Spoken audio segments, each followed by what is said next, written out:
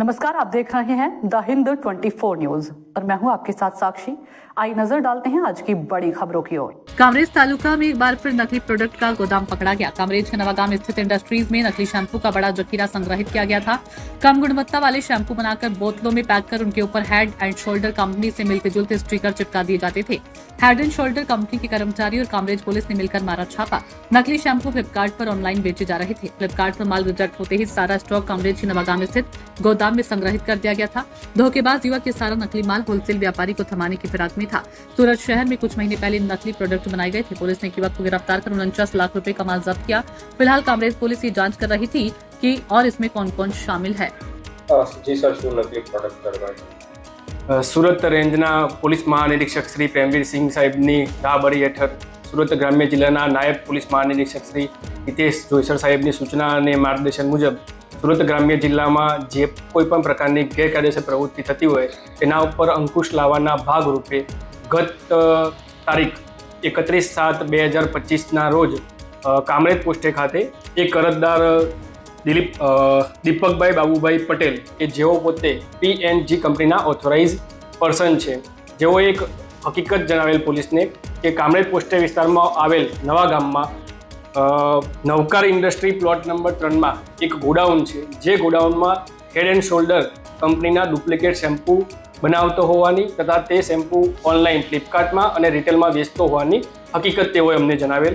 જે હકીકતને આધારે કામરેજ પોલીસ સ્ટેશને સદર અરજદાર તથા પંચોને સાથે રાખી સદર જગ્યા ઉપર રેડ કરતા સદર ગોડાઉનમાંથી હેડ એન્ડ શોલ્ડર કંપનીના 1 લીટર ના શેમ્પૂની બોટલો જે 4115 નંગ મળી આવેલ, ખાલી બોટલો 30 નંગ તથા પેન્ટીન શેમ્પૂની પણ અમુક બોટલો મળી આવેલ અને અમુક જે હેડ એન્ડ શોલ્ડર કંપનીના સ્ટીકર મળી આવેલ।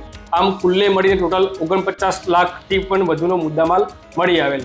જે હેડ એન્ડ શોલ્ડર કંપનીના શેમ્પૂની પ્રોડક્ટ જોતા સદર ઓથોરાઇઝ પર્સનના જણાવ્યા અનુસાર શેમ્પૂના નીચેના ભાગે જે ઓરિજિનલ કંપનીનો ઉપસેલો સિમ્બોલ હોય તેની ગેરહાજરી જણાઈ આવેલ તથા PNG કંપનીનો કોઈપણ પ્રકારનો બેચ નંબર કે મેન્યુફેક્ચરિંગ ડેટ પણ લખેલ હોવાનું જણાઈ આવેલ ન હતું, જેથી કરીને આ પ્રોડક્ટ ડુપ્લિકેટ હોવાનું તથા સાથે ત્યાં ગોડાઉનમાં હાજર મળી આવેલ આરોપી મુકુંદભાઈ નાઓને સદર બાબતે હેડ એન્ડ શોલ્ડર કંપની તરફથી તેમને કોઈપણ પ્રકારે ઓથોરાઇઝ કરેલા હોય ડીલરશીપ તરીકે તે બાબતે પૂછપરછ કરતા તેઓએ હેડ એન્ડ શોલ્ડર કંપનીની કોઈપણ પ્રકારની ડીલરશીપ લીધેલ હોવાનું જણાઈ આવતું ન હોવાથી સદર બાબતે કામરેજ પોલીસ સ્ટેશને કુલ્લે 49 લાખથી વધુનો મુદ્દામાલ કબજે લઈ અને સદર આરોપી વિરુદ્ધમાં કોપીરાઇટ તથા BNSSની અલગ અલગ સેક્શન અંતર્ગત ગુનો દાખલ કરી આગળની કાર્યવાહી ચાલુમાં છે। દાદા, જે શેમ્પુ છે તે ક્યાં બનાવવામાં આવતો હતો, તેમાં કયા કયા મિશ્રણોનો ઉપયોગ લેવાતો હતો?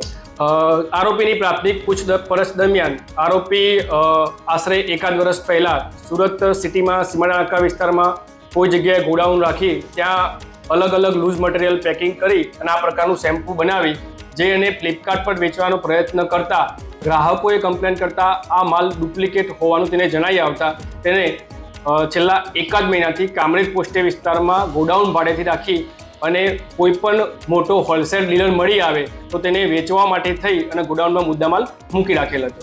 અન્ય કેટલા લોકો આમાં સંડોવાયેલા છે? પ્રાથમિક તપાસમાં હાલમાં એક આરોપીની ધરપકડ કરેલ છે અને આગળની તપાસ ચાલુ। देखते रहिए द हिंद 24 न्यूज।